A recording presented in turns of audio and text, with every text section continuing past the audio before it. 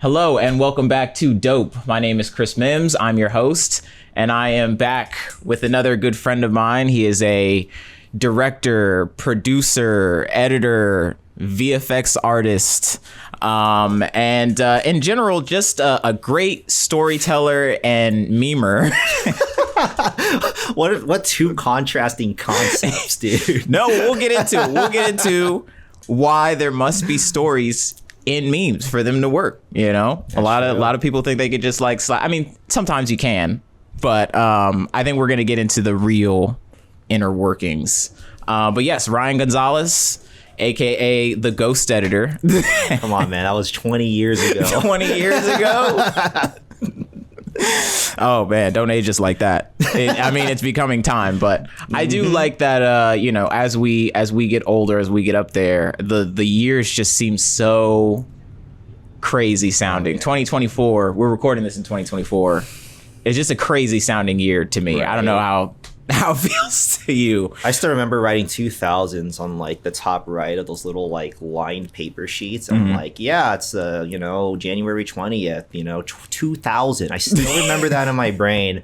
And sometimes like I remember like I did write 3 zeros one time on the top right in 2023. And I'm like, wow. I don't know what happened to time, man.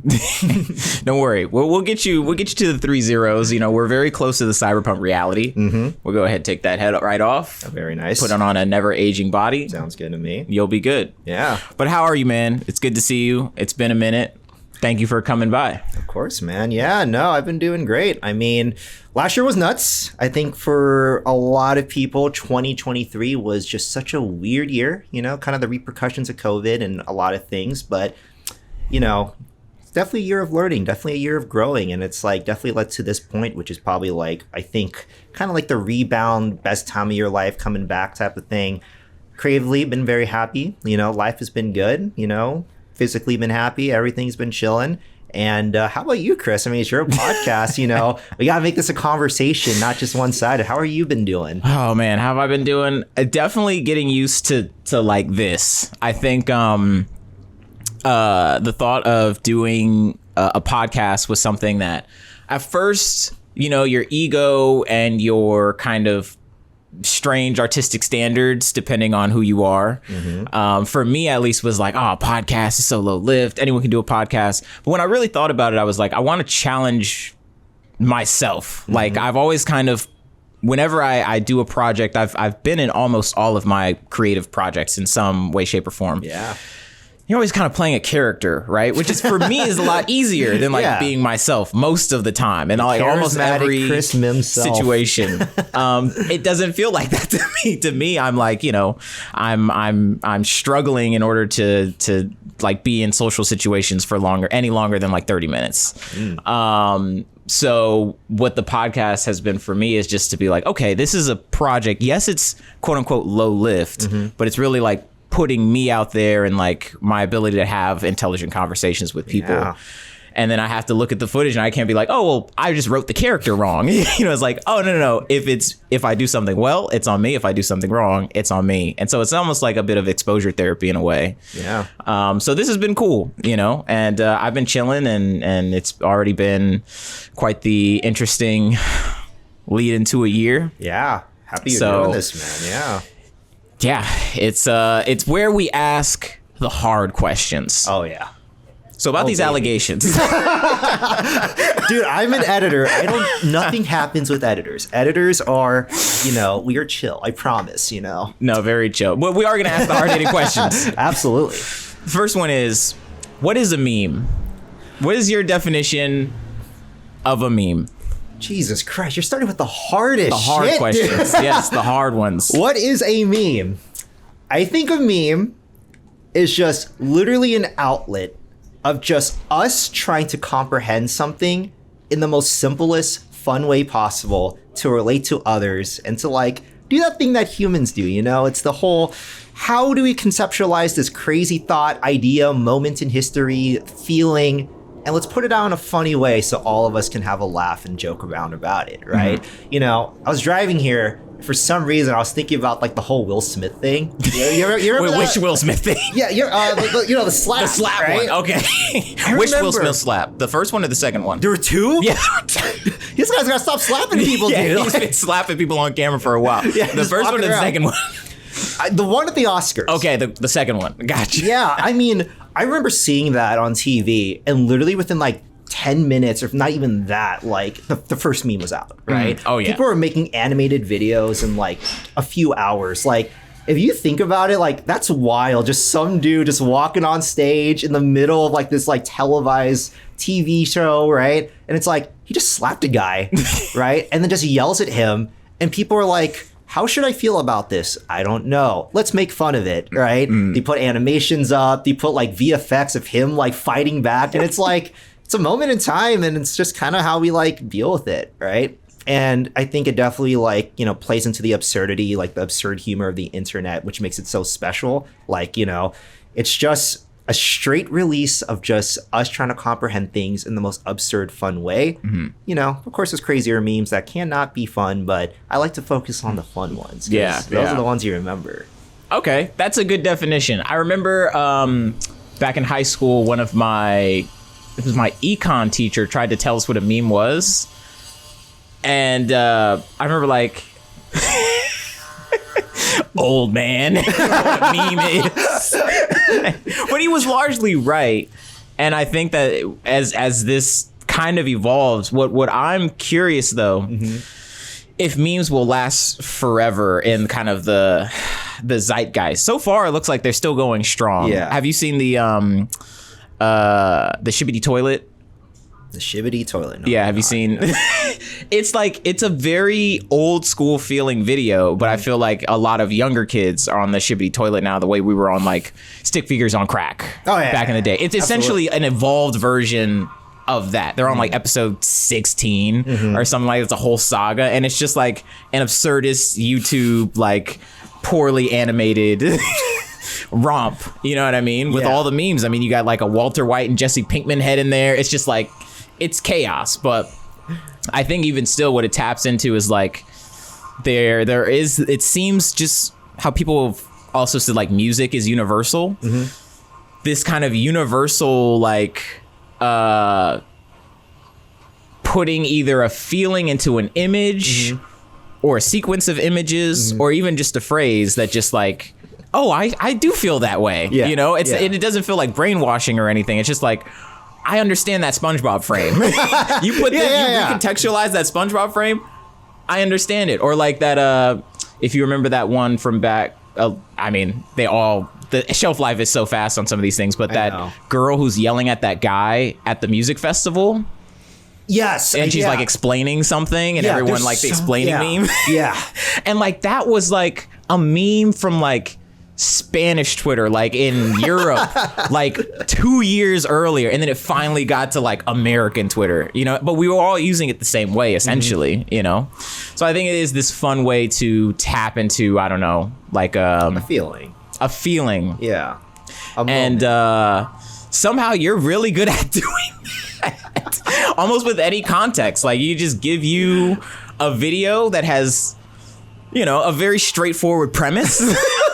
Like, oh, these people are gonna do this challenge, or, you know, we went to the store. These people went to the store, and you will figure out a way to just connect it with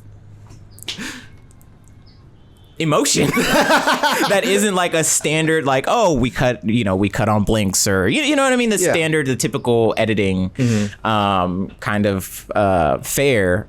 You just get how to like punch things up in the right moments where like it did feel like that when he did that or when she did that, you know what I mean, just to elevate it to that way. So that being said, I kind of wanted to talk to you about your creative journey, like how you got here. Oh man, as an editor. And you can take the time you need. Like, how did you get here as and we'll get more into who exactly you're editing for in a minute, but how did you get here as an editor for a content creator? Oh man, time to look back down memory lane, man. Yeah. Here we go. I mean, Usually I feel like a lot of artists and a lot of editors, filmmakers have some crazy, tragic story. Tragic, okay. It's always like, Tarantino, it's like, I was with a single mom. And it's just like, some person is just like, I went through this crazy event and therefore I made art, right? I'm like, I was making just films with my friends. I'll be honest with you, right? I think a really good place to start was high school. Right. I mean, I was a computer guy for the longest time. I always thought I was going to get into like game development, software engineering, just like go down the tech route. No one in my family is in art. No one. Right. If they are like a second removed cousin. Like, I don't even know. But my dad's an engineer. My mom works in like a hospital for like insurance and stuff. And like, I just thought I was going to get into tech, just kind of following the family footsteps and whatever, or maybe be an engineer. And I remember clearly, I did not like the concept of making videos. Like, when I had to make video projects in middle school and high school, I was like, no, I really don't want to do this. We dreaded it. Like, we just did not want to do it. And I just didn't. I liked watching movies. Now, during the time my dad worked at DirecTV, so like we used to get free pay-per-view and like random shows for free. So I used to love to watch TV and movies through that, but I never wanted to make one because I'm like, I don't know, it just seems like a lot of work and like I don't want to be in front of the camera or try to like tap into like vulnerability of oneself, Right. You enjoyed them, but you weren't necessarily inspired by them. Yeah, I was just like, it was so fun. Like, I used to watch the Blues Brothers all the time. Like, great one. It was like, I don't know why I watched it as a kid, by the way, but I would just like, that end sequence I feel like is built for kids. Yeah, they're just smashing cars and it's just the part they drive through the mall, and I'm just like, I love this. I'll be like that. I was like 6 or whatever. I'm like, again. But no, like when we got to high school though, my friends and I were stuck with a lot of video projects for some reason. Like we would have like a history class and just have to make a video project, and we made one for a Spanish class, and we actually had fun doing it. Like, since I was a computer guy, therefore I was a guy editing. And since, we had a camcorder lying around, we used my camcorder. So I didn't like to be in videos. So I just filmed it, edited it. And I'm like, I have the computer stuff for that and like the camera stuff. So I'll just try it. The first video is just walking around with the camera, filming my friends do things. And after we edited it, I was like, we were like the only project to get like an A, right? What did you edit in? AVS Video Editor. AVS Video Editor. It was a free video editor I think I found online. You could have like 2 video tracks and 1 audio track, and it would crash every minute. It was the greatest. I mean, some things don't change. Some things don't change. Yeah, Premiere now it's every 5 minutes. But I just remember like it was fun, right? And I think it's gonna be the key word here is it was really fun. Like because my friends and I, we're just a bunch of dudes just trying to figure out what to do with our lives and like enjoy times in school.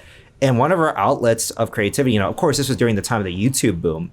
Freddie W was a big thing and everything. We were all watching Freddie W. That was a good meta on YouTube, a great meta. Yeah. Like the good stuff floated to the top of YouTube back then. Absolutely. Quarter Digital, Smosh, Freddie W. We're all making the sketch comedies, these, pushing each other to like make crazier and crazier things at home. And we got to a point, like, we were all big fans of it. We're like, why don't we try that, right? Rocka Rocka came out, too. We were like, why don't we do that? There's a bunch of teenage boys just like, yo, we got to do that, right? And we did. Like, during that time, it just all of a sudden, like, we were just doing it because it was fun, right? We were, I got my camera. We shot things. I got better and better at editing.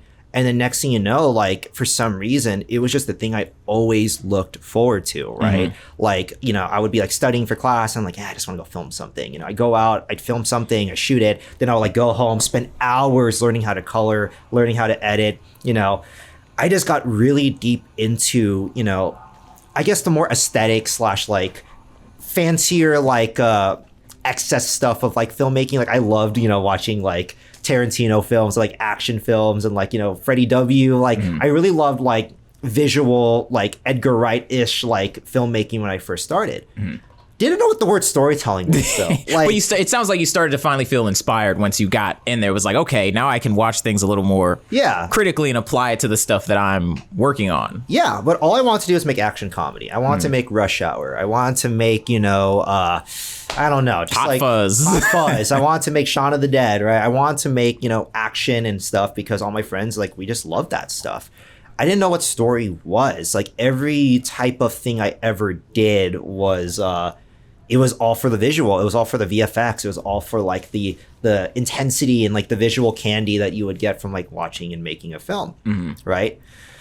So when I graduated, I'm like, or I was about to graduate, I'm like, I got to apply to college now. Yeah. And this word at every film school came up that I applied to. USC, Chapman, all the big film schools are always like, you better be a good storyteller, right? And I'm like, what does that mean, right? I still And this is in general, or this was specifically applying for like potentially film school in like, these schools? This is like all these schools. Like every school you apply to for like film school always has like, are you like a big storyteller? Are you like, into telling stories? Like every application's about telling stories. Every like essay you write's about telling a story.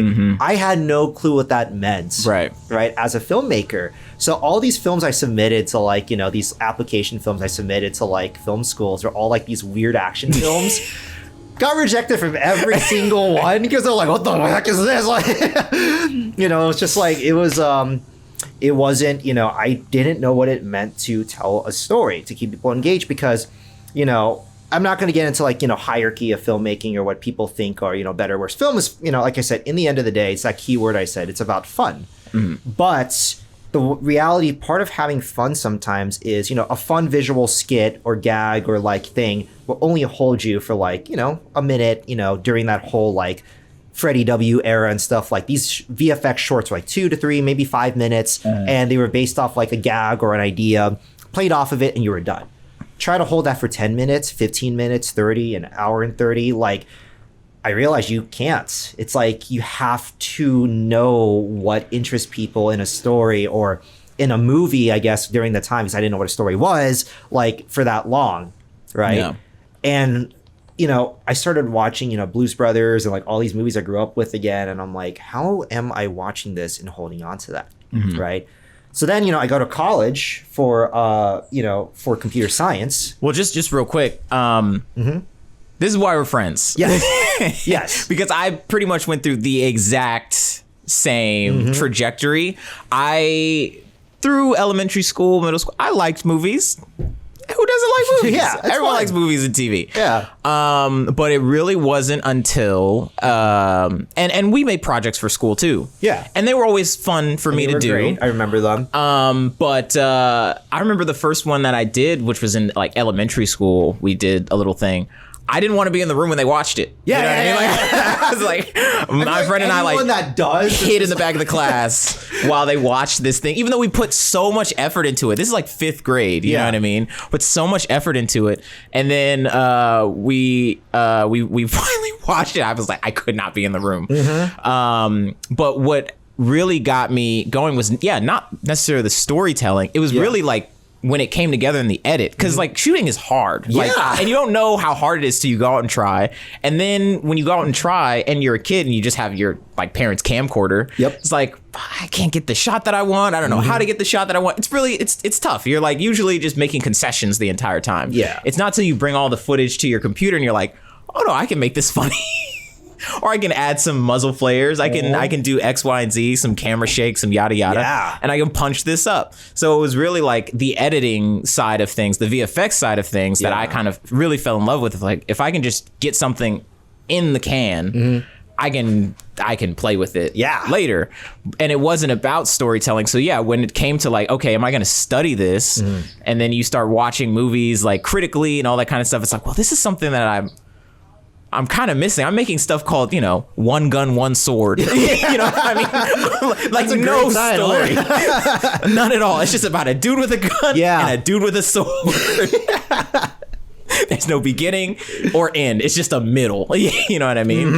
And then then you got to go to film school and everyone's like, can you tell us about your story? You know, they're always French. They always have a beret, And I'm like, I can do muzzle flares. I know how to track effects. Yeah. I don't know. I know how to do an explosion. You're supposed to teach me that, I guess. Yeah. I'm 16. Yeah, they always wanted like talented storytellers, and they're like these 18-year-olds who've like lived in like Beverly Hills. It's like, we know what a story is like. It's like we've experienced like life is storytelling, storytelling is life, right? Yeah. And it's like they always wanted like in-depth like heartbreak and like all these like top film schools, and I'm like, dude, we're 18. Unless I grew up in a war-torn country, I don't have that kind of story. Yeah. I'm sorry. Teenage angst is all you're gonna get, and some knockoffs of some things that I saw because I'm learning. You know what I mean? Exactly, it's a learning thing. But anywho, continue into college. You're studying computer science. Yep, back to tech. I went to computer science. I like to see myself as a pretty practical dude, so I'm like, I'm going to major in something that, maybe can be a backup plan, or maybe can be like a career if anything goes wrong. But I, really want to be a filmmaker. And I remember I the first day of college, as soon as like club day happened, I joined like 3 clubs. I joined 2 clubs. I joined the game development club, like the computer game development club, and then I joined the film club. And at some point, very quickly, I realized I can't do both. They were on the same day, with a lot of workload. It was a second life, right? And I'm like, this is the crossroads of destiny right here. Like this is where your life is like decided. Now, I didn't know this at the time, but looking back, I'm like, holy crap! If I chose one or the other, that was it, right? Probably, right? And somehow I chose filmmaking. Right, I joined the film club and was just constantly making films from day one. I joined the board of film club. And this is at UCI. It's at UC Irvine, the University of California, Irvine, right?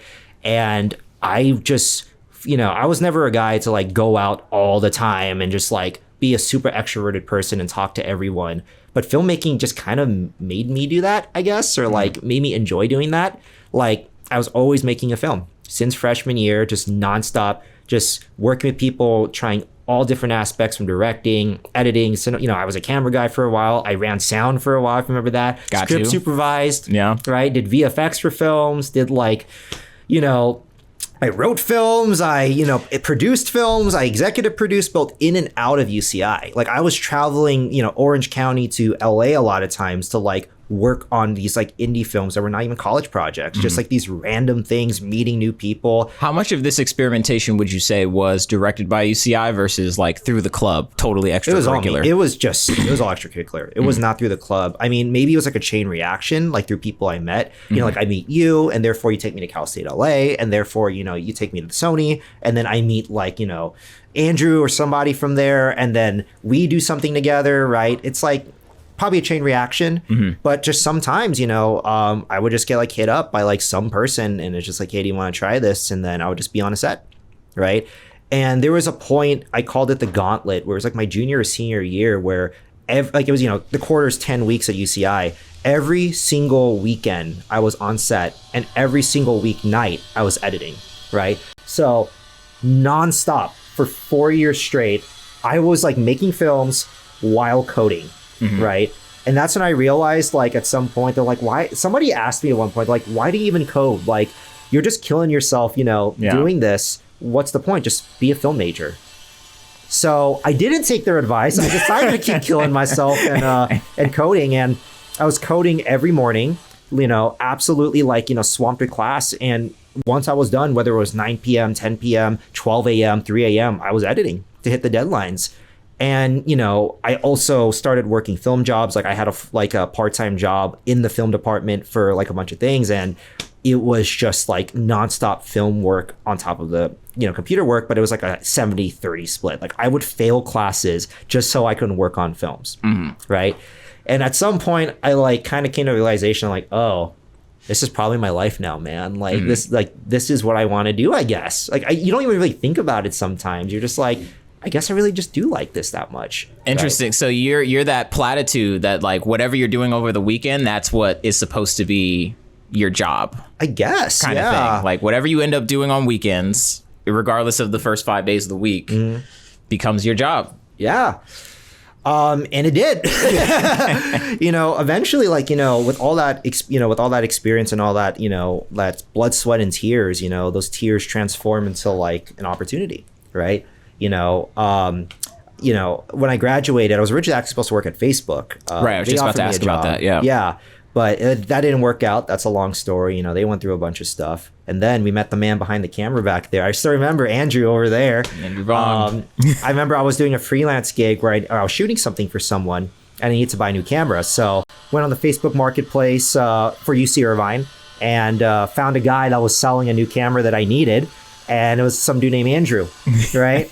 And I remember hitting him up and I'm just like, hey, can I buy this camera? I see like, some of the people I know. So I'm like, I know he was trusted. Mm-hmm. And if he wasn't trusted, well, I'll just, rag on him, with someone I know. I met him, we got along, we chilled. And I was making my reel at the time. And I'm like, hey, can you give me some feedback on this reel? Because I just want anyone and everyone's feedback, especially someone I just met who won't be afraid to like tear it down. Right. And it's so 2 days later, I get a message expecting a teardown. Instead, I had said what I got was a job opportunity. And that's how we got to 100 Thieves. Dang, so you were committed to the tech coding all the way up until the end, until essentially the industry, like, for whatever reason, just couldn't take you in. Yeah. And you're like, well, I have all this film stuff. I might as well cut it into a reel. You send the reel out, and instead that industry is like, come on in. Come on, here's a... I got to clarify a bit because my job for Facebook was actually for video editing. Oh, it was? Yeah, I was actually going to edit for Facebook. What was it? So it was at some point, it was just film. Film just kind of took over and I just didn't expect it to. I really did not think it would become a job. I just thought it was a hobby I put too much time into. And like, I thought my parents were going to kill me for like, it's like, you're not doing anything for your career for computer science. I'm like, yeah, I'm not.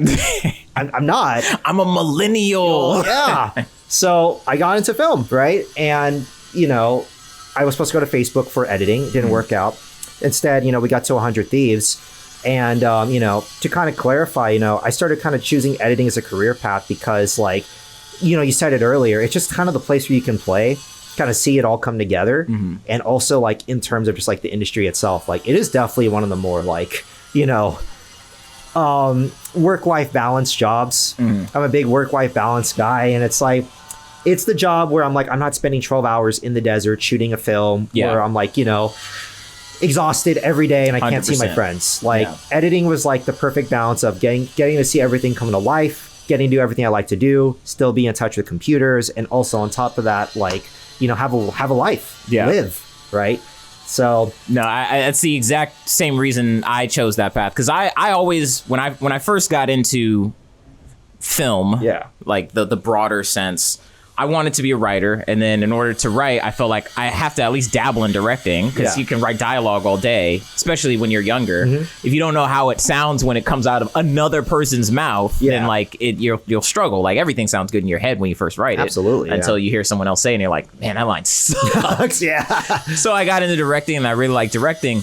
And then when I was doing research on the industry, it doesn't take that much research to find out, like, when you're young and fresh in the industry, you usually get taken advantage of for your time, your energy, all that kind of stuff. And I was like, I don't think I'm about that life. I think I want to chill. You know what I mean? I still want to meet people. I'm still down to work hard and all that kind of stuff. I just don't want to end up in a situation where it's easy for me to get taken advantage of. Yeah. And the best place to do that was in an editing booth. You know what I mean? Come to me with the footage, or I'll go on set, but it's not my responsibility to make anything work. Just give me everything. I'll make sure it's safe. I'll bring it back. I edit. And it just felt like a place where, you could still meet everyone. You could still meet the people directing it, meet the producers, go through rounds of edits, see how everything's done, all the behind the scenes stuff, without, having to spend 12 hours somewhere giving someone food or like running back and forth. Not to knock that. I think if you're about that set life, it's amazing for then them. It's great. If you're really extroverted and you like being on set and like making everyone comfortable, which I have no issue with doing and I've done before. Yeah. But for a career, when I was young, I was like, this seems like the place where I can get paid. Yeah. And have a work-life balance that I don't have to worry about too much, and I can still meet people. So that was like almost my same strategy. Yeah. Did it get me any closer to directing? I don't know. But I was always willing to be like, okay, I probably won't get a directing gig from this editing gig. Yeah. But at the very least, I'll have the money to do it on my own. Exactly. Later. And that's on my free time. And that's what I always say matters is like having time for yourself to like, that's the one thing I learned from college. It's like finding that time to do what you do. Yeah. Right. And, I think a lot of us like coming out of college, you're broke, man. Like, college is expensive and it's like trying to get out there, making in the industry of like, whether it's traditional, new media, whatever it is, it's like trying to get out there with no money, like no understanding of like what the real world, quote unquote, is. And like trying to understand, there's so many things that throw a right hook at you in life. You're like, I didn't know that was a thing. Right. I didn't know how to do taxes till I was like 23. Right. It's like, how am I supposed to know how this works? Been checking the boxes and hoping everything comes up right. Yeah, that's what I mean. And it's like you get thrown into this world and it's like now you got to make it into one of the most competitive fields, directing, telling stories that are very trying to tell a good story that, better stories tend to come from more life experience, which you probably probably don't have when you come out of college, unless, like you said, you come from like a crazy life. And then like you have to make it out there, try to figure out 1,000 things. And it's like super difficult. Right. But with editing, it's like you got to take the time to like sit down with these people that have been through it, and not only that, you got to sit with them for hours. Right. That's how we bonded. It's like working on some of your films. We just talked and like you don't edit for 12 hours straight. You take a break, you mess around, enjoy time with each other and get back to it. And like I always feel like the editing room is where people truly bond. That's why I feel like a lot of editors and directors are like super close friends. Yeah, they like to like work with each other all the time. Yeah, once you get that cadence. You're stuck in a room with that guy. Yeah. And there's no sets, like nothing running around you that are like influencing your headspace besides like, you got to get the deadline done, right? So like every director that I've worked with, like it's either I get along with them or I don't.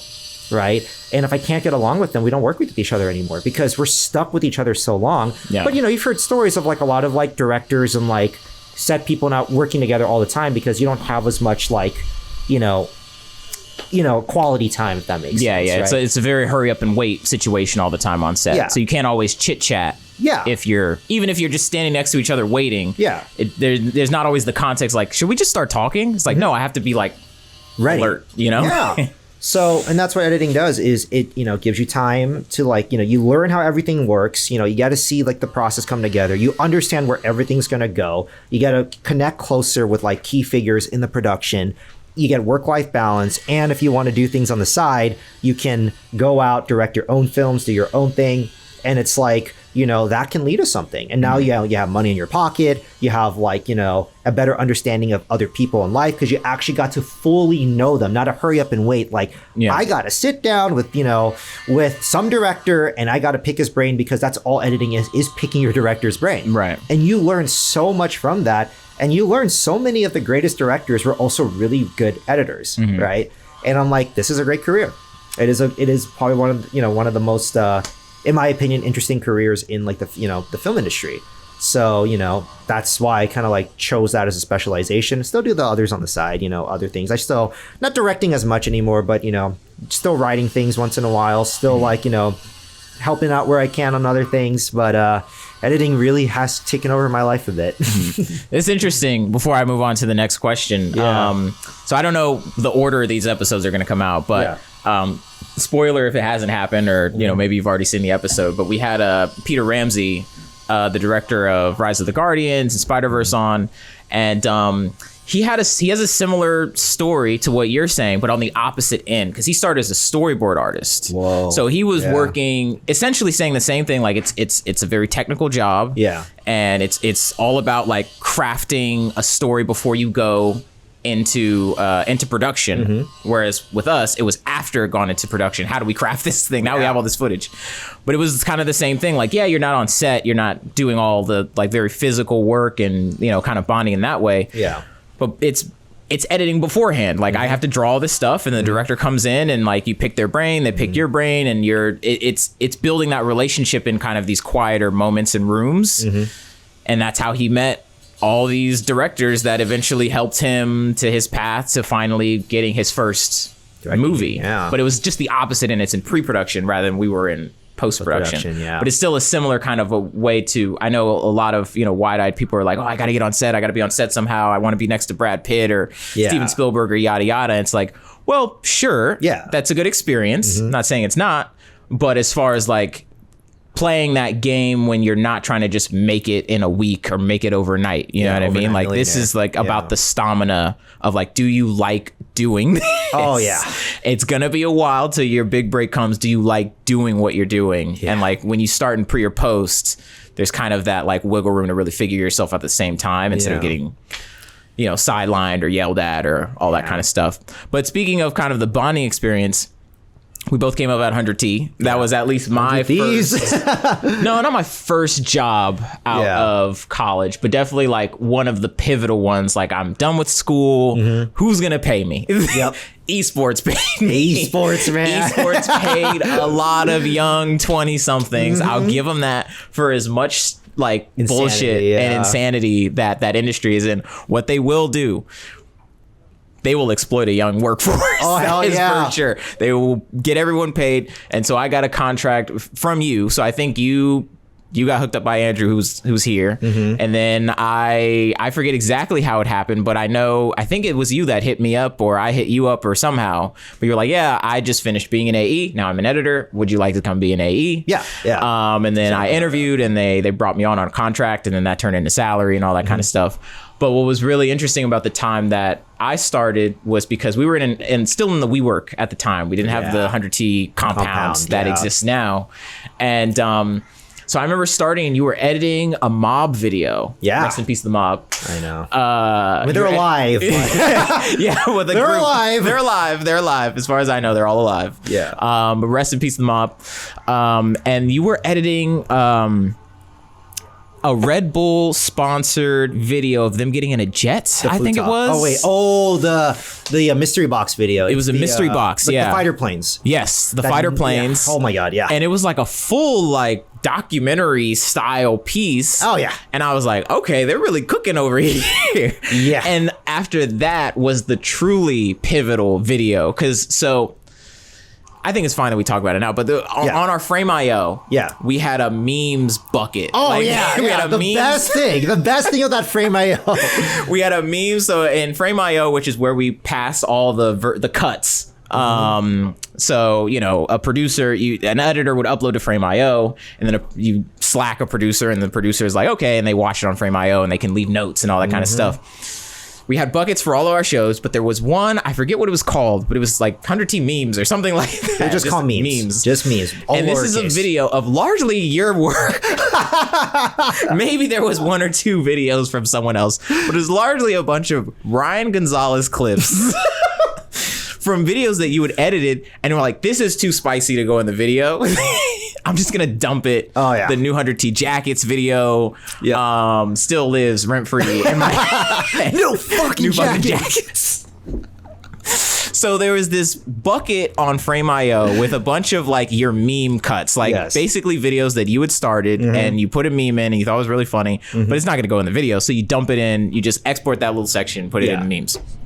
I didn't know that was the culture at the time because the first video after that mob video that you did that I had seen was a content house for the Don't Laugh challenge. The Don't Laugh water challenge, in their mouths, yeah. And it was Courage, Valkyrie, Matt, and Brooke, because Brooke had just joined. Yeah, the OG4. And they had to hold water in their mouths and make each other laugh. They were on teams. Yeah.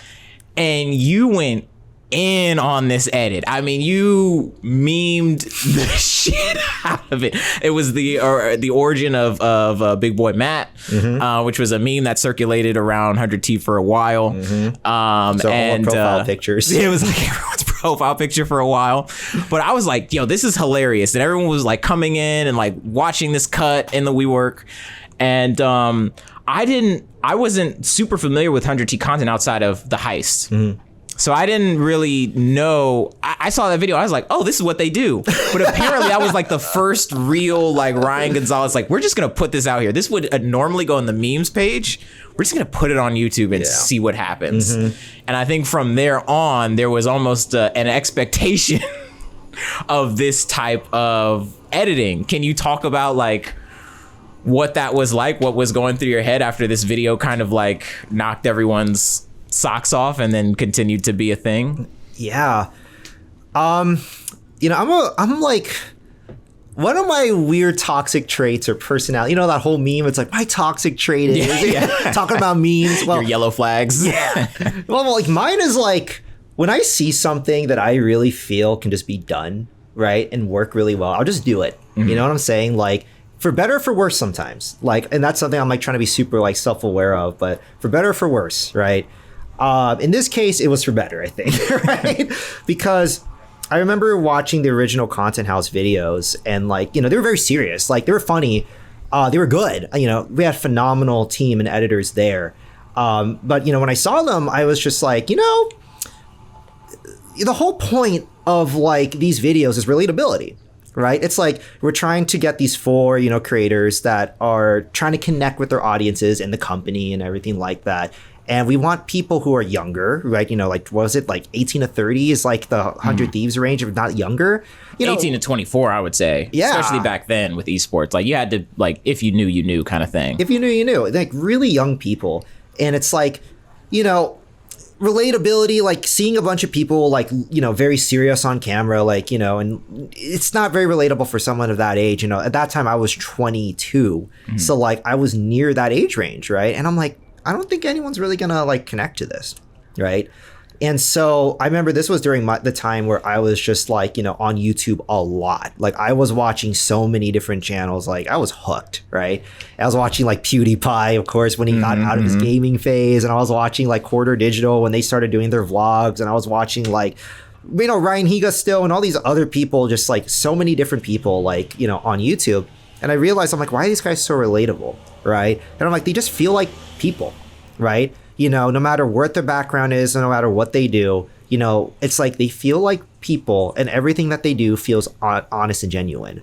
And so meeting Matt, you know, meeting like, you know, Courage, if you, like, you know, here and there and stuff, you know, through the office and whatnot, like all these people, you know, I didn't meet Brooke yet, but I'm like, all these people are young people in these videos that are all just like funny people.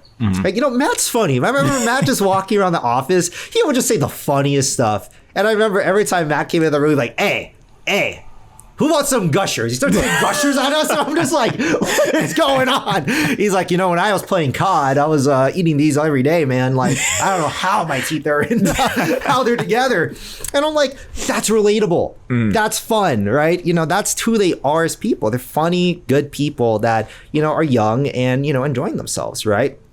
So when I was editing that video, I'm like, why not bring that out to its fullest extent, right? You know, so all the, you know, we would just like do the most ridiculous things, like, you know, things that you would like joke about with your own friends, right? Blowing up people's faces to like a ridiculous extent. Sorry, microphone, right? You know, just like, you know, adding in the most ridiculous music, you know, making like just the dumbest references that anyone our age would understand, right? Making it feel relatable, like, you know, like making people like understand that feeling of like hanging out with your friends, like I was saying earlier, the whole idea about feeling and moments, etc. And every scene in that video, like I thought of like every little like meme that I would add as a moment, and then I would add like that feeling or reference in it, like that joke as a feeling you could relate to, right? You know, when I was talking about memes earlier, it's the same thing, right? Now, I don't want to get all art house with memes, you know, I don't want people going like, shut up, Ryan, like it's just a joke. And I'm like, it really is a joke, but, you know, you know, I didn't just do it just to like laugh, you know, I didn't take that risk where, you know, I'm the new guy at a company that just, you know, got this job and like just did whatever the hell I wanted with this video without asking anyone, by the way. I didn't ask anyone. I just did it. Right. And I could have been in trouble, probably. Right. I thought there were a few times we would get in trouble. Yeah. We made some pretty spicy stuff. I was always pretty proud of the fact that the creators never took themselves so seriously where they saw anything and was like, yo, you got to take that out. I look ridiculous. You made me look ridiculous, yada, yada. It's like, no. They were all like really good sports about everything. And we're just like, this is, if it's funny, it's funny. Because that's who they are. They're fun, young, you know, relatable people that are just like people like us, right? So when we, distributed that, like, out there, I feel like people really connected. You're like, wow, Matt's just like a memer just like us. He might be a CEO of like a multi-million-dollar company, but man, he's funny, right? It's like Ray, she was newer in the scene at the time. It's like Ray is just that funny like sister you have that just always has something ridiculous to say. Brooke is that smart one that just always just like criticizing Matt and all this dumb shit. Like, Matt, shut up, right? And Courage is just Matt's brother that is just like they're always bickering, right? It was relatable. It was fun. And like, all these little jokes and editing memes and stuff like that was just to relate it to the younger audience and just play off those moments of ridiculousness and stuff. And really on a channel that is primarily big at the time for like a doc series. Yeah.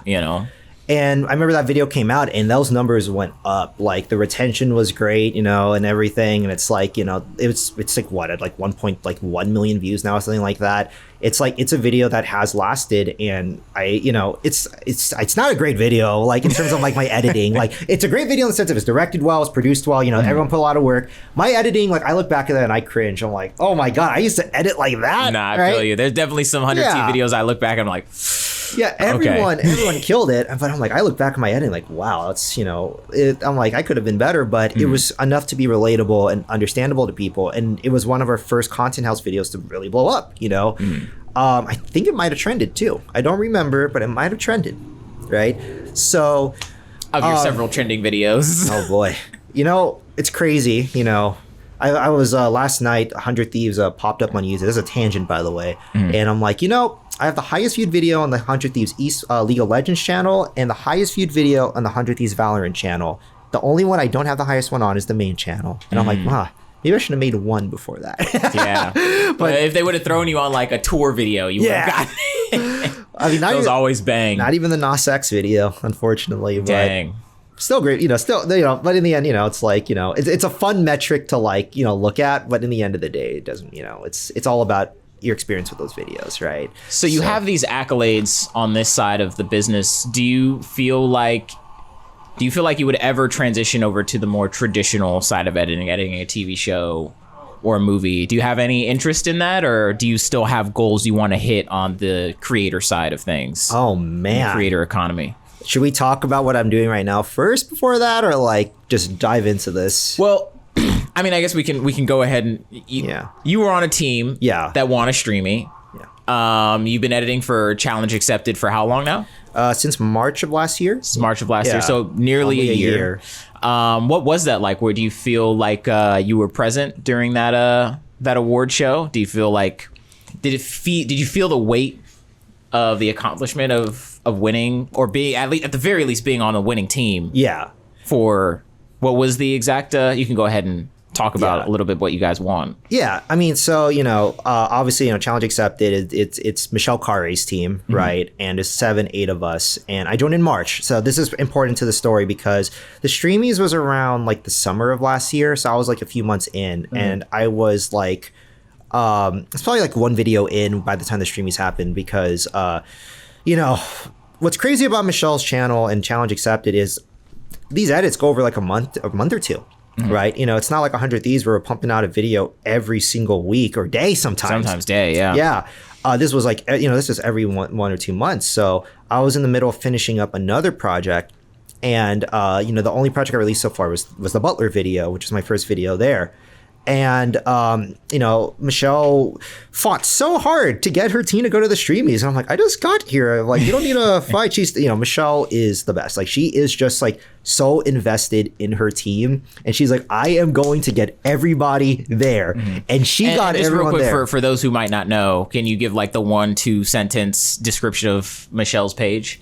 Yes. So Michelle basically has a show called Challenge Accepted. And basically, she tries a bunch of different careers or like roles or, what's it called? Stunts, just like a bunch of different things. She tried, she basically went behind the scenes of what the Secret Service is like. She went behind the scenes of like what's it like to train to be a butler or, what's it like to join the circus, right? And there were like these like 30-minute documentaries, like basically almost like traditional cable TV shows, that you would watch in the past, and high quality like documentaries that you would watch and sit down and really enjoy. So it's kind of like old meets new. It's like old type of kind of traditional content on YouTube, and it's very much a hybrid of like internet audiences and like traditional audiences. Yeah, that's what's so interesting, I think, about her page is, or her content, I should say, is it does feel very like traditional. Yeah. You know what I mean? It's just, it uses the framework of content, the framework of like kind of putting your lead really out in front and then taking the follow through out from the audience and being like, you got to click on it to find out. Yeah. You know what I mean? But somehow she's able to keep people invested in these longer form videos, which I think is why people respect her so much. Because, you know, you have people like Mr. Beast doing that. That's the type of like personality that usually you need in order to get people to stick around for that long. Yeah, absolutely. And so, you know, to get back to do we want to get back to the streamies? Yeah. Talk about that night and being on that team. Yeah. So, you know, even though I just did one video, I just got there, you know, Michelle was like, our team is going to be there because, you know, all of us are invested in this. And, you know, before this, we got to give a shout out to their previous editor, Silas, who was like the editor for 5 years there. He was the only guy, you know, the only editor that was working there pretty much, unless they had freelancers and stuff. And he was editing everything. So, dang, you know, I really wish he could have been there, honestly, because, you know, he like, I don't know anything about, you know, anything, but I'm like, that guy was the editor. But now it's me and another guy named Ryan. Of course. They have a bias towards Ryan's, you know, over there. And so when we got to the streamies, like, it was like interesting because I'm like, I only did one video here, right? But also, like, you know, the way, you know, the team is, it's just like they really made it. It's like, you know, everybody has a part to play in this. And I realized, I'm like, it is very true, right? It's like all of us have, you know, I did help with, you know, other videos. I was already doing graphics and other things for others. Like, since there's only so little of us, everybody has to do something. Right. So when we won that award, I felt a little weird about it at first because I'm like, did I do enough, etc. But in the end of the day, I'm like, you know, live in the moment, enjoy it. You know, I have been editing. I will be editing for a while there, you know, different videos there. I'm like on video number 4 now. Right. So it's like, you know, and I'm also like helping out with like graphics and other things there. So, you know, that, you know, it was something that I'm like, yeah, you know, we want to streaming. It was really, really cool. I'm not going to pretend like I did everything or was there for 5 years, you know, literally defining the channel like Silas was. But I am happy with the stuff that I did there, you know, up to that point. So, well, I mean, I think even still, like, even given the context that you had only done one video by the time you guys reached the award show, I mean, like you said, you've had several videos trend. You know, there's a reason why they brought you on after your time at 100 Thieves. It's like, this guy understands how to make a good video, you know, that people at least want to watch once. You know what I mean? And I think that's really important. And because YouTube, in that sense, is not necessarily forgiving. Like, obviously, like, people choose to click on something and they will very quickly choose if they do not want to watch them. They will click off. I think the metric we give is like 3 seconds now. It's something like that. Nuts. Yeah. But at the same time, like you said, you could watch some of your old videos and cringe. Yeah. But at the time when people first clicked on it, they were like, wow, this is out of the box, fucking insane. Like, I love this. I want to finish it. Yeah. You know what I mean? It's forgiving in that sense where like a good first impression really means a lot. You know what I mean? Unlike like editing for Lost is like, oh, I get my first Lost episode. I just pulled a fucking TV show out of nowhere. Like, I just pulled my first Lost episode out of nowhere, and it doesn't feel like the rest of the show, or, you know, you fumble in some way. It's like, it's a little less forgiving. They'll just go back to their last editor. But with YouTube, it's like tracking a creator's growth, whether they're in front of the camera or outside the camera, is a lot more forgiving. Because like, yeah, that's where I was then, and this is how I used to meme, and this is where I am now. And for where you are now, like, I think that's really cool that you ended up on a team that a few months later like wins the streaming for storytelling. You know what I mean? Especially given your origin, which is like, I did VFX stuff. I didn't know nothing about story. And now you're here. Which is like that is like the biggest like the biggest takeaway from like last year, which is nuts. I'm like, holy crap, like this is the journey, right? You know, it's like I went from not knowing anything about storytelling to every like big success I've had now in life has always been because of understanding or trying to understand story as much as I could. You know, you never master storytelling, right? It's always a growing journey. You're always going to learn something new, right?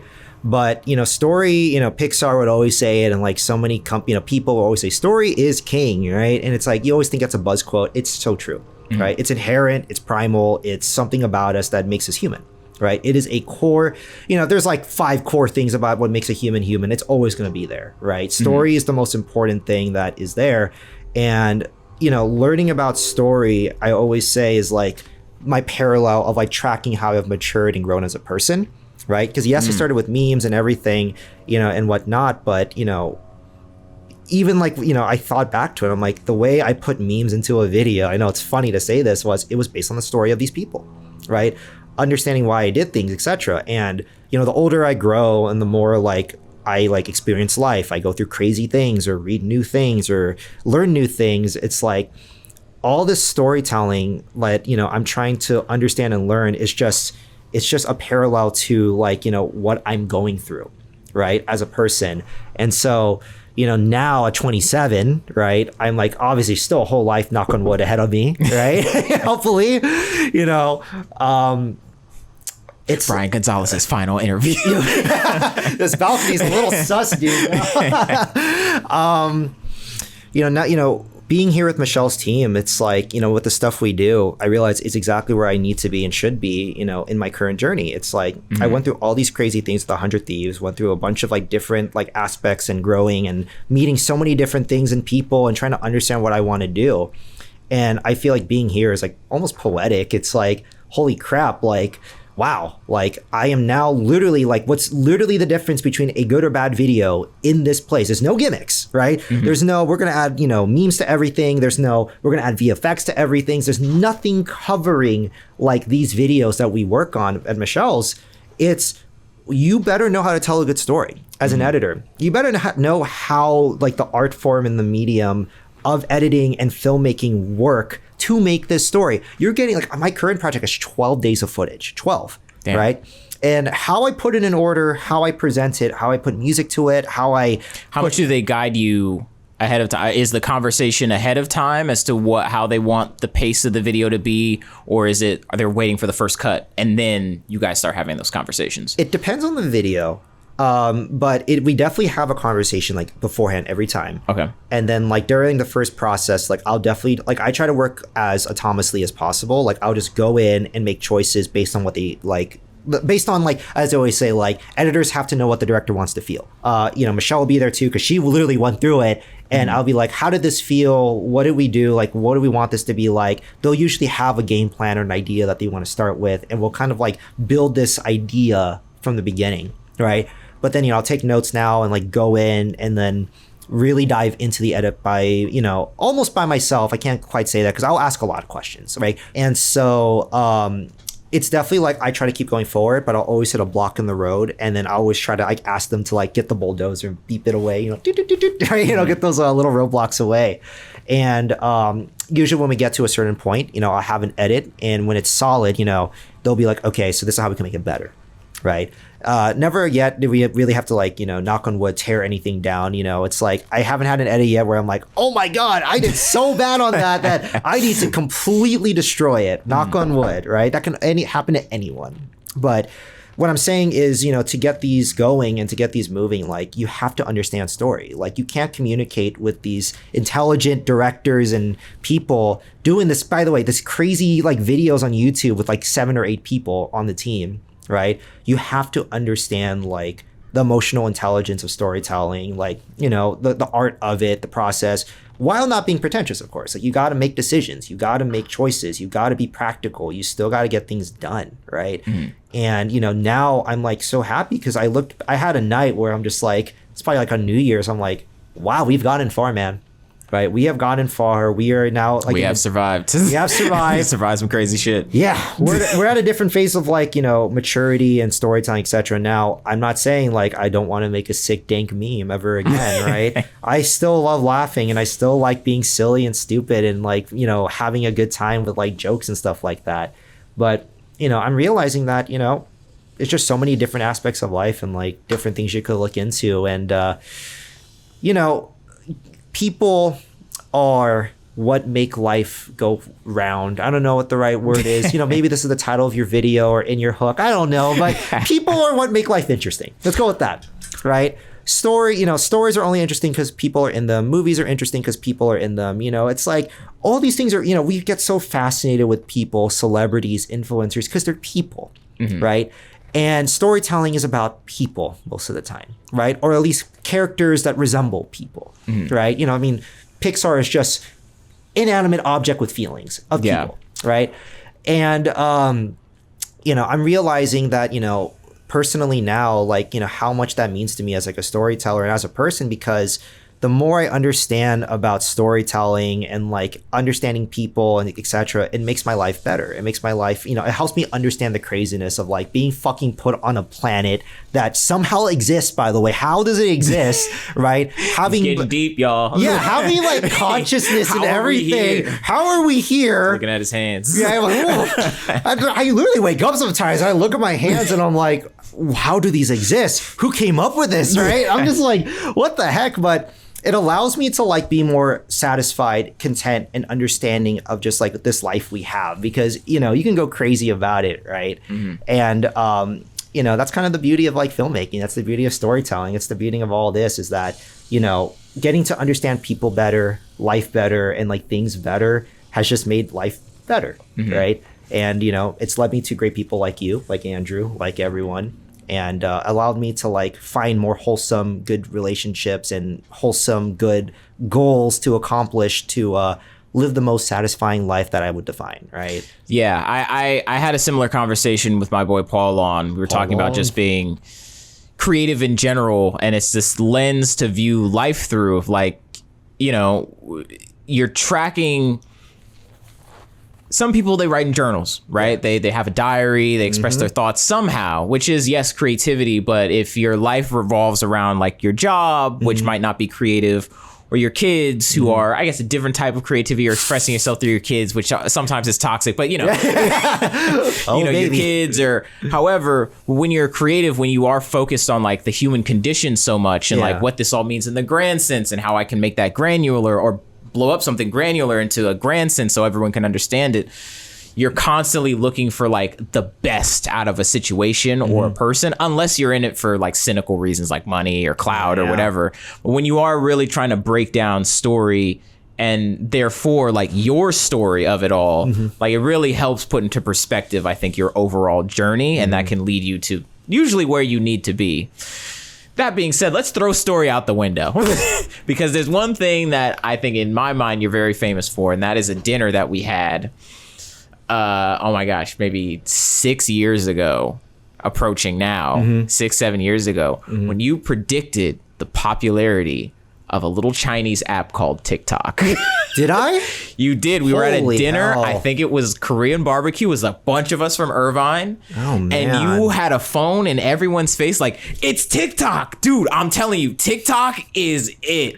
Do you remember that dinner at all? I don't. You were like preaching TikTok. And this was before it was big. So there weren't any like big creators on it or anything like that. It was like there was no creator budget. There was nothing like that. It was just an algorithm essentially of random videos, and you just keep scrolling. You just keep scrolling, and it was a very aggressive algorithm. Yeah. I was just wondering if you remembered that night at all. I don't. Because you were like, TikTok, guys, TikTok is it. You know what's wild? I don't even have TikTok installed. I don't use TikTok. Like, that's why it's wild to me. Like, I can't. Did you ever have it on? You remember ever using it? I remember for like a short time, because it was okay. If that was 6 years ago, that was definitely during the whole like I was really into YouTube, and I remember that's when like PewDiePie really started covering like TikTok and stuff, and like I remember all those duets that people used to make, and I found them so funny, right? So I probably was like talking about that for a while, and I realized like you might have been a little tipsy. I was probably a little tipsy, and also during that time, I just remember every YouTuber was covering TikTok. Like all these duets were so funny, a lot of react videos to it. And that's probably the reason why I was talking about it was everyone was talking about TikTok, right? And I'm like, yeah, this shit's hilarious. So I would believe it. I've gone on those random rants before, so like I believe it. I was like, as soon like I still don't have TikTok. Yeah. I've never really used TikTok. I'll probably be on it this year. But I very vividly remember that night and being like, and now that TikTok is what it is, basically essential if you have an online brand, an online personality, a business of any sense. Oh, yeah. You got to have a TikTok. And I'm like, this guy knows something. He might not know he knows it, but he knows something. Oh, no. Do you think TikTok can last do you think it'll be around for a while, like YouTube, Facebook, all that kind of stuff? Do you think it's ever gonna fall out of favor? As long as it doesn't get vined. You know, Vine? Yeah. As long as it doesn't get vined. As long as it doesn't, no one pulls the plug, it should be fine. You know, we had a conversation about this. I'm not going to tangent, don't worry, with my boss about like the longevity of just like these big apps. And it's like, it's funny because everything has legs until it doesn't. That's really it. Yeah. Right. You know, like anything could just randomly just pop up, be the biggest thing for the longest time, and then just be gone. MySpace, you know, was the big thing. It's gone. Like, you know, I'm trying to think of like other things like Snapchat. I mean, it's still here, but it's just like no one, like I heard the kids use Snapchat, but but I'm like, you know, things are big and sometimes they're not. I think TikTok is big. I think it'll be around. I think it'll be, you know, at worst case, like some people use it. If the plug gets pulled, it gets pulled. Right. Yeah. It has its legs already. You know what I'm saying? Like once everyone knows about it and is already using it, it has its legs already, right? So just a matter of, is the plug pulled or does it just die out? Interesting. This happens. I feel like it could go away potentially. I feel like one of the biggest things of any social media platform that can like really make or break it is, and I don't know, I've heard this about TikTok, but I'm not on yet, is a marketplace, honestly. I know that you want people to be buying and selling on your app, right? Like that's what makes it so big, is once everyone feels like they need it in order to put their brand out there, then everyone's on it. They're trying to post, they're trying to get in the algorithm, trying to get you to come down to their store or engage with something, and then they sell that engagement. But I do think once it becomes like, once that feeling becomes inorganic, once it's like, we have a marketplace here and therefore that's what you're supposed to be doing here, instead of like, we're having fun, everyone's having fun, the businesses are having fun, the people are having fun. Once people aren't having fun anymore, it is just work. I think that is when people start to like suss out. But now at this point, I feel like that was a little more deadly maybe 10 years ago. Now people are so much, now it's so integrated in our lives, like, I'm on social media. Like, it's weird not to be on social media. It's a little harder to get away from it. I feel like maybe 10, 15 years ago it was like, ugh, it feels like they're selling something here. And now it's like, they're selling things here. I'll just like look at it and keep moving on. Like, we've just adapted to it. So maybe that's not the case anymore, but I do feel like if they go too far along that path where it's not fun anymore, it is just a bunch of brands and personal brands on there just like trying to sell you stuff. It can ultimately damage any, I think, platform. Absolutely. Over time, people catch on. Like, you know, the mass audience is both, you know, sometimes we're not in the know sometimes about what's going on, but also when something doesn't feel right, everyone jumps on it. Right. It's just like, you know, I know like it's like every like situation, problem, and like things with like, you know, these apps and stuff, like it always has like a deeper thing about it. But like you said, like as soon as like we open our phones and we just realize all it feels like is just brands and advertisement, we know. And people start definitely like, well, it's not fun anymore. It's not useful to me anymore. What has this become? And then that's when people go, hashtag, you know, no one use this anymore, right? You know, like Twitter couldn't become that, right? I don't know what's happening with X anymore, but like, you know, as soon as that's changed, like, it has a different vibe now. I don't know what's gonna happen. Look at Facebook. Like Facebook there's a lot of like, it's weird now. Like I was on Facebook a few times just to like, you know, see family members and stuff, and I'm like, what's up with this? Like I don't really know what's going on. It's a strange place now. And it just doesn't feel right. I can't quite explain it. I can't, like, it's not just pushing 1,000 brands on me. It just doesn't feel right. I don't know how to put it. Right? Instagram's where it's at though. Instagram I feel is popping. TikTok is popping. I mean, Twitter is popping for now. Right. Twitter's not the best place to be, but you know, like you said, it's like necessary, especially as a creative or as a person that is like, you know. So that's what I wanted to ask. I have two more questions for you, and then we'll wrap it up. Absolutely, we're coming up on our hour, but seeing that you guys are longer form, and very much based on story more than gimmicks, do you guys think about those short form platforms really at all? Or is the goal to like make the best product possible? And if we have anything to clip out, we'll clip it out, put it on Twitter, we'll put it on TikTok, we'll put it on Instagram. Yeah. Since it's not gimmick based, since it's not like, oh, we know this moment's going to be big. We know we can meme this up, or you know what I mean? Like, we know that this is a banger 30 seconds. Let's like throw this around and hopefully people will come around to the longer video. Or is it strictly about that end product and then we'll see what we can do from there? Yeah. So I'm not going to talk for the team there. I'm going to go from what I observed and then kind of go into my own personal take on it too. From what I observed, it's, we do shorts. Like, we have a person named Olivia. She does like amazing shorts and stuff like that. And, they do pay attention to these shorts and put them out there. So YouTube, they have a bunch of shorts. And I think like Michelle posts things on Instagram and stuff as well.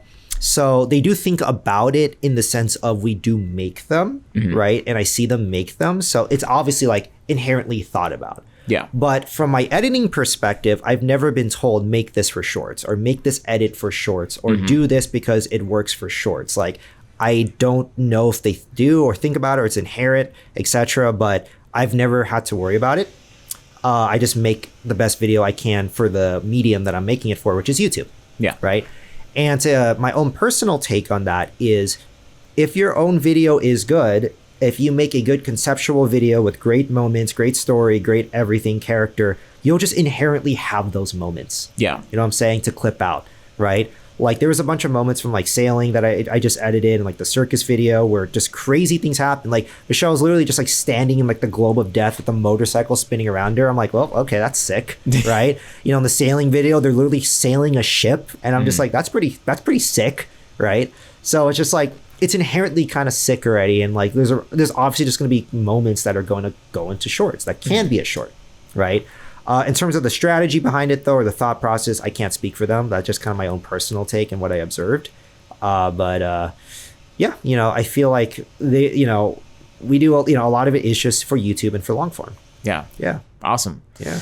Well, the final thing I'd like to ask you, Ryan, is I want to pick your own brain. We've talked about a lot of things that you've gone through, yada, yada. Yeah. But what's going on in there? Can you pitch me a movie right now? Pitch you a movie right now? Can you pitch me a movie concept right now? If you were to make a movie, they said, Ryan, here's a 100 stack, $100 million. Yeah. And you get access to A-list talent. You don't have to name the talent or anything. But I'm just saying, it's on the plate. Yeah. What do you want to do? What I would want to do is really bring back action comedy. I really do miss it, right? Things like Rush Hour, things like The Other Guys, and like, Edgar Wright films and stuff, right? Even Edgar Wright's last movie wasn't an action comedy, I believe. Like Last Night in Soho? I don't think it was. I didn't watch it. Yeah, no, it's more of a horror thriller. Yeah. I really do miss action adventure. I just saw The Mummy, right? Again, for like, I haven't watched it for years, with Brendan Fraser. And I saw on New Year's, and I was just like, this movie is what I would want to make. Like, it is so fun. So what's your action comedy concept? Do you have one I don't cooking? know. Like, I love just like historical adventure. Like, I love that stuff. I would love to make a modern take on that. Like Uncharted, the game, does it really well. And like making like a modern, like, I guess National Treasure did it too, but making a more modern take of like what action adventure is. And like, we definitely have this trend in film where it's like definitely like a little more self-aware, but understanding of like what this situation would do to its protagonist, I thought would always be super cool. Like Uncharted does it, right? Like it ruins his whole like livelihood and stuff. And I would love like, the Tom Holland one wasn't a bad movie. It was just a movie. It was fun, but it didn't like dive into that. It was just a fun action adventure for popcorn, right? But like having like a good think about like Lord of the Rings, like those old trilogies, those action adventure with some comedy stuff, The Mummy, like Indiana Jones, all those things in the past. Like I love those films. I really do. I have a blast watching them. Right, where the music just makes you feel like you're in a different place. The set design is movie magic. Yeah, right. That's interesting. I just finished rewatching the first 3 Pirates movies, which are the only ones that I believe those are exist. sick, right? They're amazing. They're amazing. And I think as we get older and we're finally starting to reach that age demographic that gets to make movies, I think that's gonna come back. I've spoken with several people who feel the same way. I just want to bring the magic back because action comedies, they do still exist, but they've largely been in Marvel movies. Like Seth Rogen was like, you know who we compete with as comedians? Fucking Marvel movies. That's who we're competing with. People think that they're funny. You know, The Flash is an action comedy basically, which is like so frustrating to me as a superhero fan. But yes, it's just a bad action comedy that's just like, it's there for popcorn. But I think there is, as we get older and we finally get our shot to like make some of these things, a lot of us just want the want the magic back. You know, that's the thing. Like when I was watching The Mummy, I'm like, that's a real set. Like that is a set. Right? Like, you know, like there's so many movies I watch modern. Like I don't want to say movies have gotten worse because there's like, it's just, there's more movies being made. So it's harder to find. The volume is insane right now. It's nuts, right? And where the money is going is, you know, it's a lot of different places now, right? For better or for worse, right? You know, because it, you know, do we all, you know, is the studio system more exclusive and like, you know, only certain people get the money, but then they get to make bangers, right? Or do we do what we do now where like it's a free for all, right? There's so much content now that it's like, you know, that there's more like, you know, random stuff out there, but you know, when you get quality, like everything everywhere all at once, like what the stuff A24 is doing, like holy, probably a fantastic action comedy, phenomenal. I like, no, it was, you know, it was a phenomenal movie. It felt like magic. And when you watch it, you know, the Daniels, like, you know, they came from the music video world. They love VFX. They love CGI. They love wacky, non-realistic things. It feels like where we came from. Yeah, but it feels real. Yeah. It actually feels real. And like horror movies, I think actually a lot of the, like we definitely are in the age of like, a lot of horror movies are coming out that are really good. Right? Like Hereditary and like, man, I can't go through my list right now, but I remember I saw Hereditary. There was magic to that. It was scary as hell, but man, there was magic. What was it called? And then for action, there's stuff like, what was it? The more serious action films that are made by like the John Wick people. Like, you know, the stuntmen that are now directing. Like, have you seen Bullet Train? I have, yeah. Fucking wild, dude. I'm like, that movie was so fun. And like, that's what I mean, like amazing action. I think we are like in like the renaissance of like amazing, like a little more serious, you know, action films, etc. But like, you know, Bullet Train was a lot funnier, of course. But we are definitely in a renaissance of very good films. But I feel like it almost feels diamond in the rough sometimes. But maybe that could be nostalgia. I think it's literally, it's like you said, it's volume. It's not like we're not getting that many. It's just there's so much crap out that it feels like, man, I just watched 10 bad things. Yeah. Finally a good thing. Instead of like, there's only 10 things that came out this year and 5 of them were good. Yeah. You know, I think it's just it's a volume thing, and that's a whole plethora of other issues with the industry right now. Can I talk about one and yada yada? But can I talk about one more point? Yeah. Where's the community, man? I'm like, what do you mean by that? He's like, where's the community at? And I'm like, what does that mean? And he's like, well, think about it, right? Let's say you're in New York, right? And there's a big community. Like, if you go to New York, you feel the community. You feel it. Like, even if you're a tourist, you just feel New Yorkers are New Yorkers, right? And he's like, the reason why it's a small city. Everyone rides the same subway. Everybody experiences the same rain, the same weather, right? Everybody goes through the same thing. They all know that hot dog guy that sells hot dogs down the street. They all know, you know, what it's like to have to park your car in a shitty area, etc. They all know, right? Everybody can relate to one another. There's a community. LA is humongous, right? Huge, right? Like Alhambra is not, you know, downtown LA, and they're right next to each other. Yeah. Right? And downtown LA is not Burbank, right? We all experience different weather. It could be raining in downtown LA, but it's not raining in Santa Monica. Right? I don't know if physically that makes sense, but I'm just, you know, going to say that, right? You know, not all of us have to park in the same type of places. Not all of us have to see the same people on the street. You can be from LA and not be an LA, or I don't know what you call them, an LA light. I don't know, right? Like you can't, you know, you cannot relate to another LA person, which gives me to the analogy of these movies, right? Is I feel like part of the movie magic was the experience of getting to watch a cultural moment. Right? You remember when Pirates 2 came out, how fucking hyped it was? It was pretty hype. People lining up. Everyone saw Pirates 2. Or let's even go back to when we weren't even born, Star Wars. Right? I remember my dad telling me, he's like, dude, that like so like huge lines. Every block you went to, everyone you knew watched Star Wars. Everyone knew Luke Skywalker. Everyone on that weekend you knew was going to watch the Empire Strikes Back. Everyone was going to watch, the last films, etc., right? It was a cultural movement where everyone in the community was watching it. You talk to it about it with people. You get to nerd out about it with people, right? Tell me a show you just watched. New show or rewatch? It doesn't matter. Give me a new show. Last new show I watched, I think, was The Bear. Haven't watched it. See what I'm saying? And even during the age of TV, everyone was watching the same thing, right? Remember Heroes? Yeah, everyone watched Heroes. You didn't watch Heroes. Okay. Heroes. Well, bad point. But I remember everyone in my elementary school watched Heroes. Survivor. Everyone fucking watched Survivor, and all of us can talk about it. But like The Bear, all my coworkers have seen The Bear, or most of them have. I haven't seen The Bear yet, right? But then I've seen Scott Pilgrim Takes Off.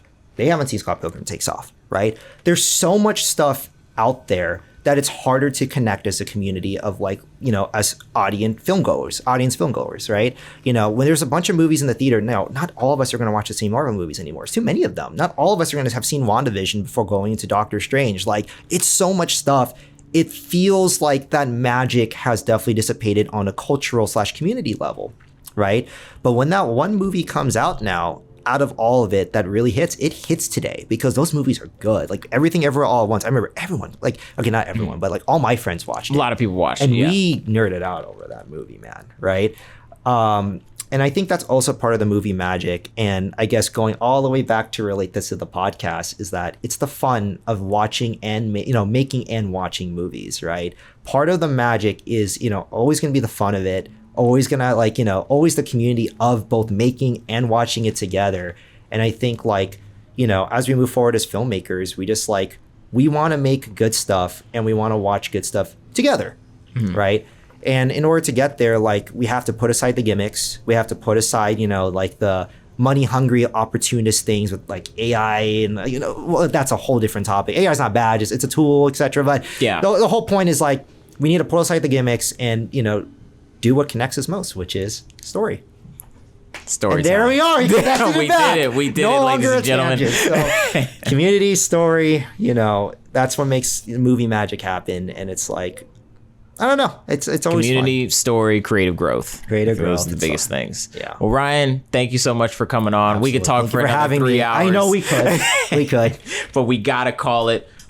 Sweet. So you're going to outro us out. Okay. You're going to look into your camera. All right. And you're just going to introduce yourself one last time. Okay. And say, blah, my name is blah, blah, and this has been dope. All right. Well, I'm Ryan Gonzales, and this has been dope. Damn, I got to share this with the boys.